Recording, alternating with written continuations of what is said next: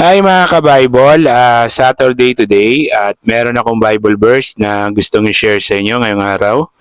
From the book of Marcus, chapter 9, verse 42 hanggang 50. So ito po yung mabasa natin.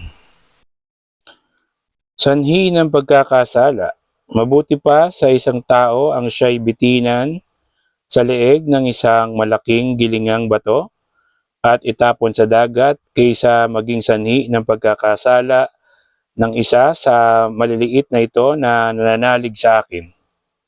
Kung ang kamay mo ang nagiging sanhi ng iyong pagkakasala, putulin mo ito. Mas mabuti pa ang magkaroon ng buhay na buhay na putol ang isang kamay kaysa may dalawang kamay na mapunta ka sa impyerno at apoy na hindi namamatay.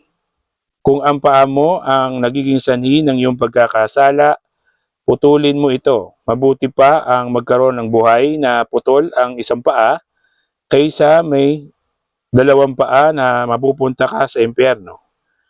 At kung ang isang mata mo ay nagiging sanhi ng iyong pagkakasala, dukitin mo ito. Mabuti pang pumasok ka sa kaharian ng Diyos na kulang ng isang mata kaysa may dalawang matang itapon ka sa impyerno.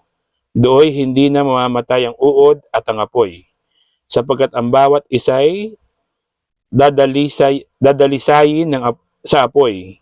Mabuti ang asin, ngunit kung ang asin ay mawalan na ng alat, paano pa ito mapapaalat muli? Maging kagaya kayo ng asin at mamuhay kayong mapayapa sa isa't isa. So, yun po yung mensahe sa atin ngayong araw ng Marcus chapter 9, verse 42 hanggang 50. Sana po is nagustuhan nyo yung Bible verse natin ngayong araw. At kung nagustuhan nyo, please follow, like, and share the videos at subscribe din kayo sa aking YouTube channel.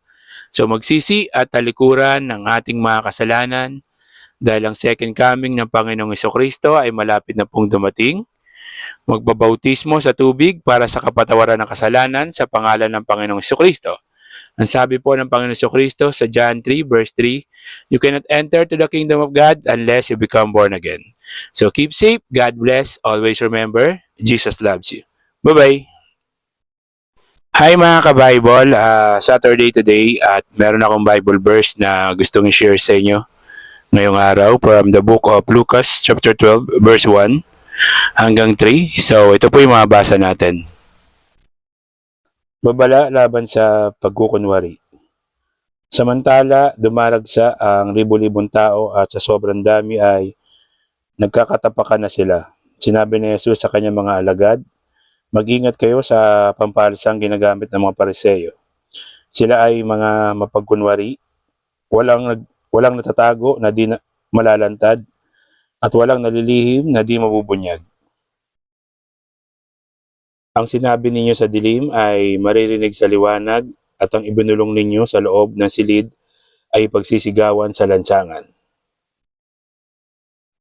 So, yan po yung mensahe sa atin ngayong araw ng Lucas chapter 12 verse 1 hanggang 3. So, keep safe, God bless, always remember, Jesus loves you. Bye-bye!